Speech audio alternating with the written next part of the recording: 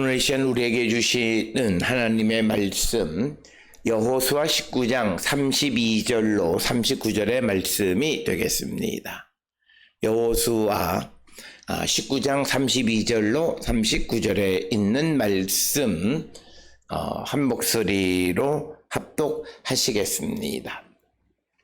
여섯째로 납달리 자손을 위하여 납달리 자손의 가족대로 제비를 뽑았으니 그들의 지역은 헬렙과 사하나님의 상수리 나무에서부터 아담이 네겝과 얌느에를 지나 락군까지요.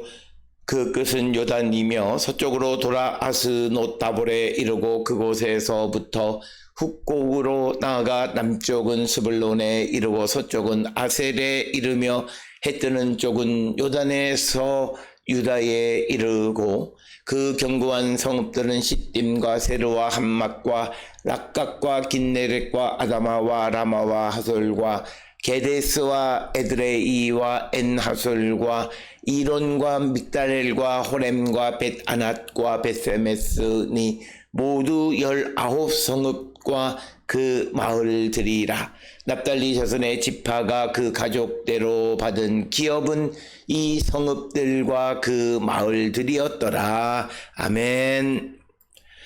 오늘 우리가 함께 읽은 여호수아 19장 32절로부터 이제 39절까지의 말씀은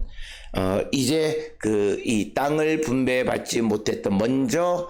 요단 동편의 두 지파 반, 그리고 요단을 건너서 유다 지파와 요셉의 아들 에브라임과 므낫세가 땅을 분배받은 후에 남아있는 7지파에 관한 그 땅들을 분배하면서 그것이 이제 여호수아 19장에 기록되어 있는데, 그 가운데 6번째가 북쪽에 있는 납달리 지파의 땅이었다라고 하는 것이 오늘 주시는 본문의 말씀이고, 그래서 납달리 지파의 땅에 대해서 먼저 경계에 대해서 조금 언급한 다음에 그 다음에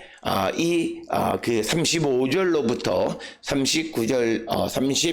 38절까지는 19성읍들, 즉 납달리 지파에 속한 그런 19성읍에 대해서 나열하고 있는 것이 오늘 주시는 32절로부터 39절에 있는 말씀이 되겠습니다. 특별히 우리가 잘 알다시피 그 납달리 지파는 라헬의 이 몸종이었던 소위 빌하의 아들로 성경은 기록하고 있습니다. 그래서 빌하의 아들로 태어나서 이제 이 땅을 분배받게 되어지는데, 이들은 주로 우리가 잘 아는 것처럼 갈릴리 호수의 북서쪽 지역에 정착하고 있고, 그래서 이 지파는 북동쪽으로는 단지파와 접해 있고,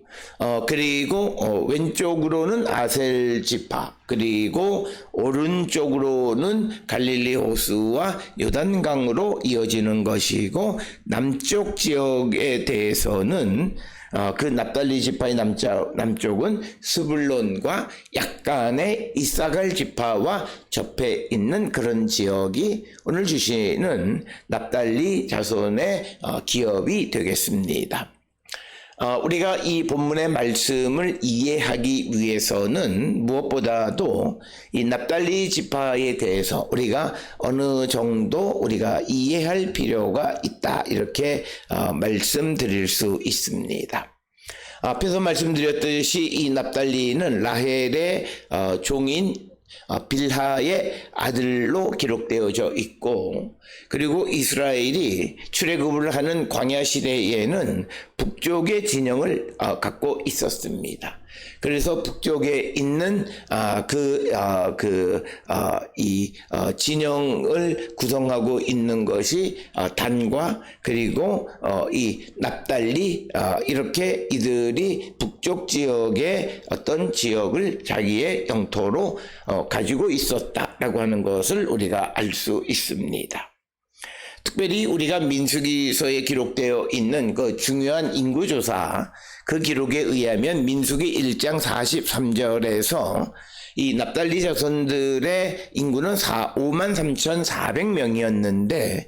민수기 26장 50절에서는 인구가 43,400명으로 대략 한 8,000명이 감소했습니다. 그러나 이 출애굽 과정 속에 광야 시대에 이 납달리 지파가 어떠한 잘못을 행했는지의 구체적인 내용들에 대해서는 기록하고 있지 않습니다. 그렇지만 우리가 민수기서에 기록되어 있는 인구의 변동에 관한 기록들을 통해서 보게 되면 대체로 루벤 지파라든지 인구가 줄어드는 시몬 지파라든지 이런 지파들의 경우를 보면 대부분 하나님의 명령을 어기는 반란이나 혹은 음행을 한 자들에 대해서 그 인구가 줄어들고, 특별히 시몬 같은 경우에는 시므리의 범죄함, 민수기 25장에 있는 시므리의 범죄함 때문에 그 지파의 규모가 반토막 이하로 줄어들고 역사의 장에서 사라지는 것을 볼 수 있습니다. 이런 여호수아의 기록에 의해서 우리가 합리적으로 추론할 수 있는 것은 이 납달리 지파의 인구가 53,400에서 43,400으로 8,000명 감소했다라고 하는 것은, 그래서 인구가 줄어드는 지파들과 같은 무리가 무리로 분류할 수 있다라고 하는 것은 바로 이들에게서도 묘사되어 있지는 않지만 하나님 앞에 무언가 범죄한 일이 있지 않았겠는가, 이렇게 우리가 추정할 수 있다, 이렇게 말씀드릴 수 있습니다.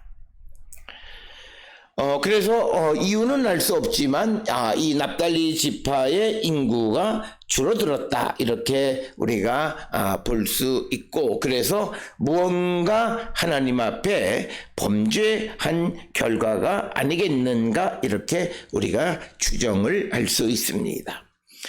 그런데 오늘 주시는 본문의 말씀에서 이들을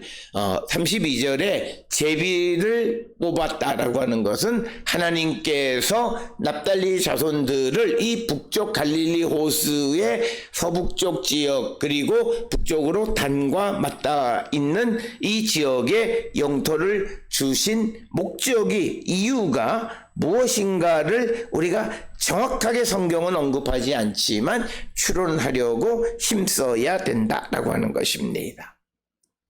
그래서 우리가 여러 가지 관점에서 생각해 보게 되면, 특별히 우리가 이 납달리에 대한 창세기 49장 21절의 평가가 기록되어 있습니다. 이 납달리를 암사슴이다, 이렇게 비유하고, 그래서 그들의 기동성과 자유를 강조하는데, 이것은 이 납달리가 그 지리적 이유, 지형적인 이유 때문에 북방 경계 쪽에 위치하고 있기 때문에 많은 외적의 침략으로부터 자유롭지 못했다라고 하는 것을 우리는 알 수 있습니다.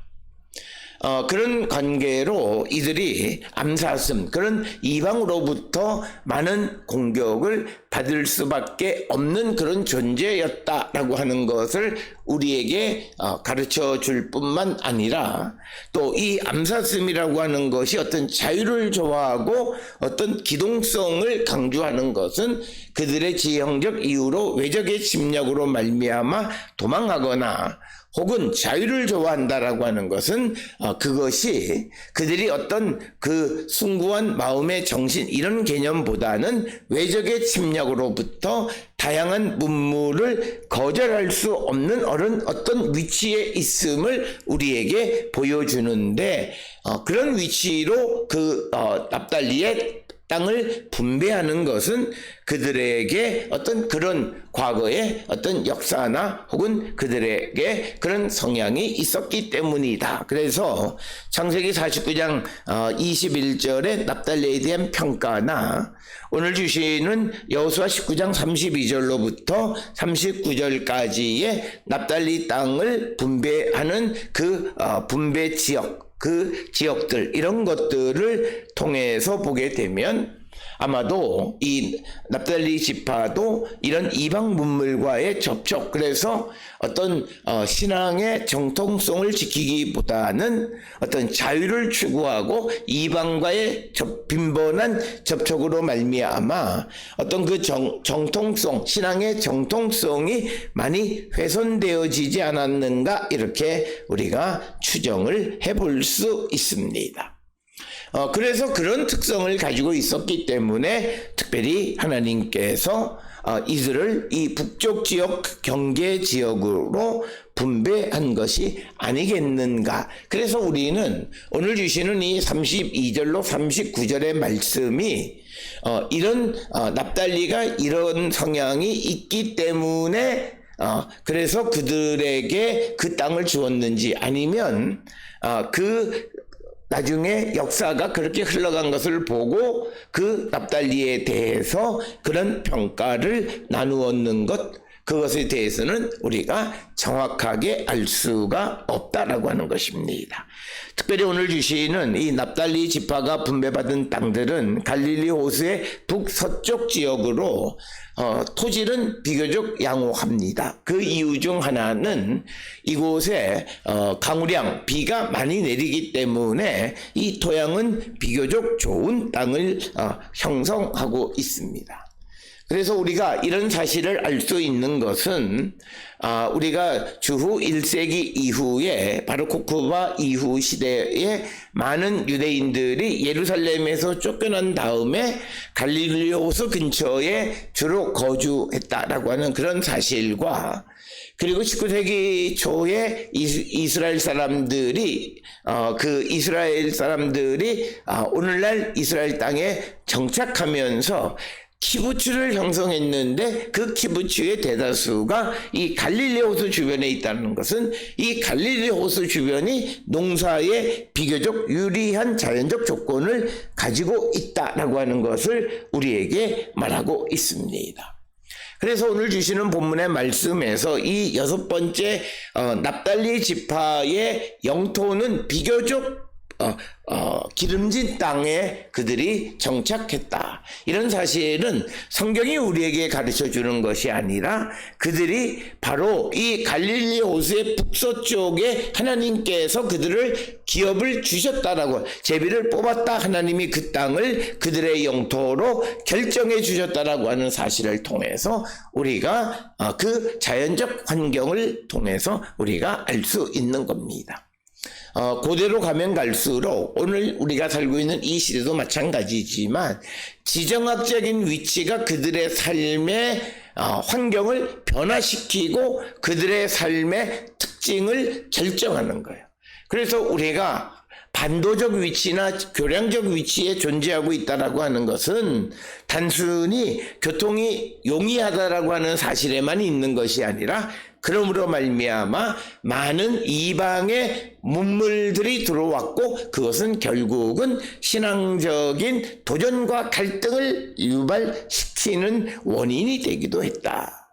그래서 오늘 주시는 본문의 말씀에서 특별히 북쪽의 땅을 얻은 아셀이나 스불론이나 이사갈도 마찬가지지만 그들이 비옥한 땅을 얻기는 했지만, 그러나 그곳이 교통의 요지로서 또 그리고 비옥한 땅에서 농사를 지음으로 말미암아 많은 주변의 나라로부터 공격을 피할 수 없었다. 그래서 지정학적으로 좋은 것이 결국 역사 발전에 긍정적 영향만 주는 것이 아니라 부정적 영향도 준다라고 하는 것이고, 바로 그런 관점에서 이 납달리가 갈릴리 호수 북서쪽에 이스라엘 영토의 북쪽 경계 지역을 기업으로 분배받은 것은 이들이 자연적으로는 비교적 좋은 땅에 기업을 받았지만, 그러나 지정학적인 위치로 말미암아 그들은 많은 도전에 직면하게 되어졌고, 무엇보다도 이들은 북쪽 경계 등의 소위 아람으로부터 많은 외적으로부터의 공격에 시달릴 수밖에 없었고, 그것은 결국 이들이 많은 이방 문화와 접촉하는 계기가 되었다는 겁니다. 그래서 전쟁이라고 하는 것이 바로 이런 문화적인 융합을 유발하는 그런 계기가 되어졌는데, 그로 말미암아 납달리는 많은 이방의 그 유혹이 있었고, 그리고 오늘 우리가 읽은 말씀 가운데에서 이 납달리에 속한 그 도시들, 그런 도시들을 보게 되면 이 지역의 어떤 아람으로부터, 즉 아람 다메섹으로부터 공격을 받았던 그런 경험이 있는 나라들이 많이 존재하고 있다라고 하는 것, 이것을 우리가 기억하셔야 되겠고, 그리고 이 북쪽 경계에 있는 땅들에 이 땅을 이방에게 내주기도 하고, 이방 사람들이 쳐들어와서 자기들의 영토로 편입하기도 하고 해서 자연스럽게 이 납달리는 지정학적인 위치로 말미암아 이방 문물과 접촉할 수밖에 없었다라고 하는 것이고, 그런 그들의 특징에 대해서 그 창세기 49장 21절에 납달리를 암사슴에 비유하는데, 그 암사슴의 기동성이나 혹은 자유를 좋아하는 성질을 암시한다라고 해석하는 많은 이유는 바로 다양한 문화가 들어옴으로써 그것에 영향을 받지 않을 수 없는 그런 이유 때문이다, 이렇게 우리가 설명드릴 수 있습니다. 특별히 오늘 주시는 본문의 말씀에서 오늘 32절로부터 39절에서는 간략하게 영토의 경계에 대해서 설명하고 있고, 그리고 35절부터는 여기에 속해 있는 19도시의 명단을 제시하고 있는 그런 일반적으로 지파들에 대해서 언급하는 것과 똑같은 방식으로 기록하고 있습니다. 오늘 주시는 본문의 32절에 납달리 자손의 가족대로 제비를 뽑았으니, 제비를 던졌으니, 이 말의 의미는 납달리 자손의 가족대로 하나님께서 결정하셨으니, 그래서 제비 뽑다라고 하는 것은 하나님의 결정이다라고 하는 그런 신학적 의미, 성경을 읽을 때 제비 뽑는다라고 하는 말이 갖는 신앙적 의미는 하나님이 결정해 주셨다라고 하는 그런 의미를 내포하고 있다라고 하는 사실을 우리가 잊어서는 안 되겠습니다. 이런 사실은 잠언 23장에 보게 되면 우리가 제비를 던지는 것은 사람이 던지지만 일의 결정은 하나님께서 하시는 거다라고 하는 그런 말씀들을 우리가 통해서 보게 되면, 제비 뽑는 것은 결국은 하나님께서 결정하셨다라고 하는 그런 의미를 갖고 있습니다. 이어지는 33절에 의하면 33절에 그들의 지역은 헬렉과 사하나님의 상스리 나무에서부터 아담이 네겝과 얌느엘을 지나 랍금까지요, 그 끝은 요단이며, 34절에 서쪽으로 돌아 아스노 다볼에 이르고 그곳에서부터 북쪽으로 나아가 남쪽은 스불론에 이르고 서쪽은 아셀에 이르며 해 뜨는 쪽은 요단에서 유다에 이르고,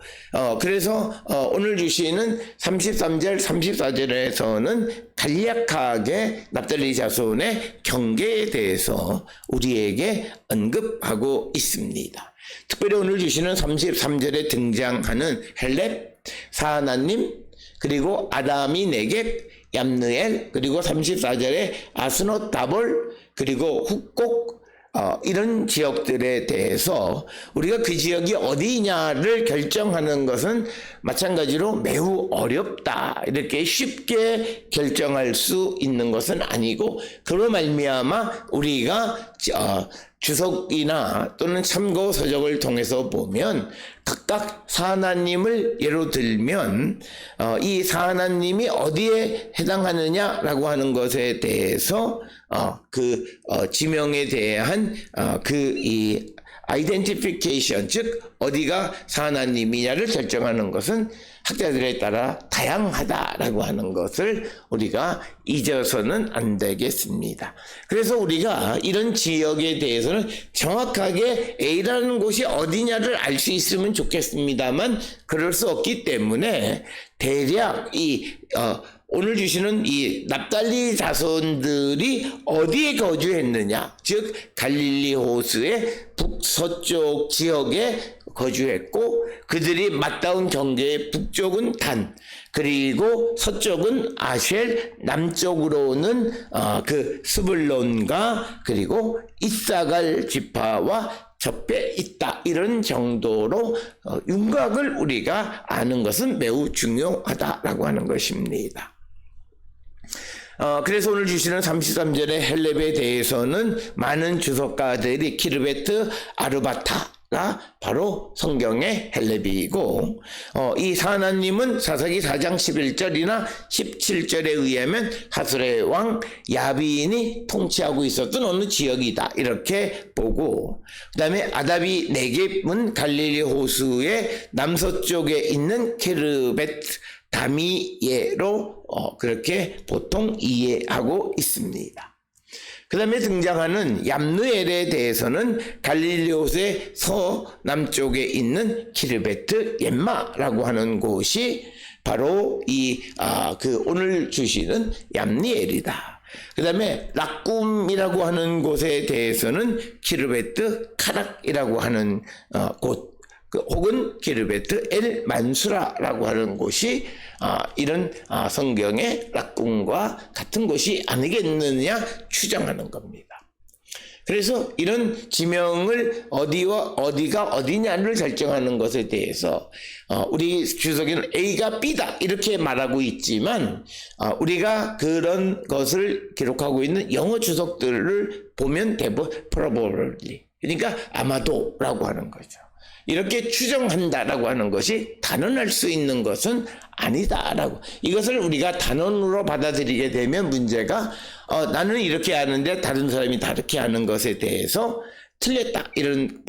논쟁이 생겨나게 되겠습니다. 그래서 우리가 지명들에 대해서는 대략적인 윤곽으로 이해해야 한다라고 하는 것이고, 이어지는 34절에 아스노 다볼이라고 하는 곳에 대해서는 아마도 다볼산 북쪽에 위치하고 있는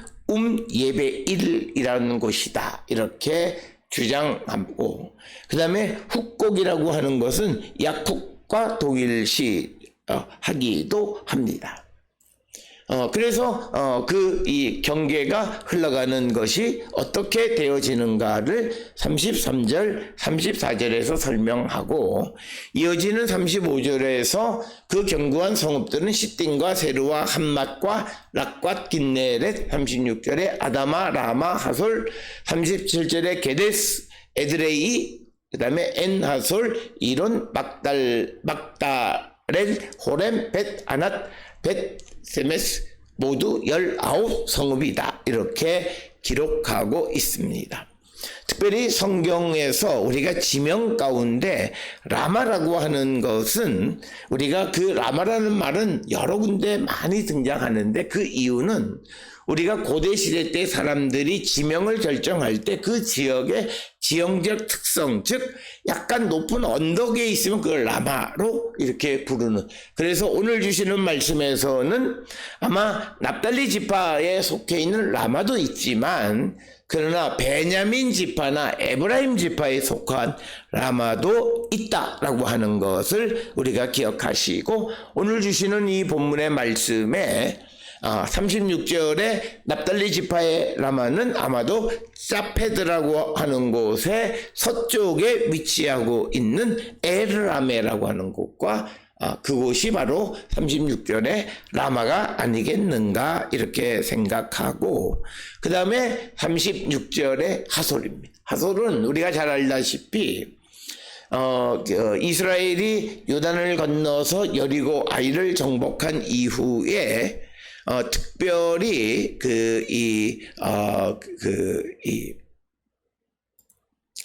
특별히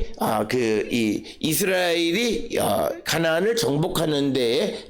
반기를 들었던 예루살렘 왕, 그리고 북쪽은 바로 이 하솔의 왕이었다. 그만큼 하솔은 가나안의 북쪽 지역에서 중요한 역할을 했던 도시이다, 이렇게 우리가 알 수 있고, 그 다음에 오늘 등장하는 37절의 게데스는 우리가 잘 아는 대로 이것은 여호수아 20장 7절에 나오는 도피성 가운데 하나로, 그리고 레위인의 도시로 기록되어져 있는, 그래서 하솔 북쪽에 위치하고 있는 그런 게데스이지만, 그 다음에 등장하는 37절의 에드레이는 정확하게 그 위치가 어디인지를 알 수가 없다라고 하는 것입니다. 뿐만 아니라 엔하솔도 정확하게 그곳이 어디인지, 그리고 오늘 주시는 36절의 하솔과 엔하솔은 하솔의 우물이라고 하는, 그 말을 풀어보면 그런 뜻인데 그것이 정확하게 어디인지는 알기 어렵다라고 하는 겁니다. 그리고 38절에 기록되어 있는 이론과 믹다렛, 호렘, 벳아낫, 벳세메스 모두 19성읍이다. 특별히 오늘 주시는 이 본문의 말씀에서 벳세메스라는 이 지역이 우리가 잘 아는 이 예루살렘 근처에 있는 벳세메스와는 다른 곳이다라고 하는 것, 이것을, 그래서 성경에는 같은 명칭의 다른 지역들이 많이 등장한다는 거죠. 우리가 예를 들어 서울의 신사동이라고 하는 곳이 강남에도 있고 관악구에도 있고 은평구에도 있는 것처럼 성경 안에서도 같은 이름이 여러 곳에 위치하고 있다라고 하는 것을 우리가 이해하시면 되겠습니다. 그래서 이 납달리 자손들이 기업으로 받은 그곳의 경계와 도시의 명단을 제시해 주고 있습니다. 오늘 주시는 여호수아 19장 32절로 39절에서 왜 하필이면 그 땅이냐라고 하는 것, 그것은 우리가 다른 성경의 내용들을 통해서 추론할 수 있는데, 아마도 이들의 기질이 암사슴처럼 기동성이 뛰어나고 자유를 원하는 그런 삶을 살기 때문에 그런 이방과의 접촉이 빈번한 그런 곳에 그 납달리 자손의 기업을 결정해 주신 것으로 이해할 수 있다. 만약 그런 설명이 어느 정도 합리성을 갖는다면, 특별히 하나님께서 우리가 가지고 있는, 하나님은 모든 것을 하나님의 뜻, 하나님의 계획대로 움직이시긴 하지만, 그러나 그 사람의 성품과 그 사람을 통해서 역사하시는 분임을 우리에게 가르쳐주고 있고, 그래서 우리가 그리스도 안에서 온화한 성품을 갖고 하나님 백성다운 삶을 온전히 잘 살아갈 때 우리에게 하나님의 아름다운 역사가 이루어짐을 보여주고, 그런 말씀을 생각하게 하는 그런 말씀이 오늘 주시는 여호수아 19장 32절로 39절에 납달리 자손의 땅을 왜 하필이면 북쪽 경계 지점에 분배하셨는가라고, 그러면서 그들을 왜 암사슴에 비유했느냐라고 하는, 그래서 그것과의 관계가 어떤 관련이 있는가, 그래서 그 사람의 성품을 통해서 역사하시는 하나님의 모습의 일부를 볼 수 있는 것이 오늘 주시는 본문의 말씀이 되겠습니다. 오늘 주시는 본문을 통해서도 우리도 성령 안에서 변화된, 하나님이 원하시는 그런 성품을 갖는 자들이 되어 하나님이 하시는 일에 선한 영역에 쓰임받는 거룩한 백성들이 다 될 수 있기를 주의 이름으로 축원합니다.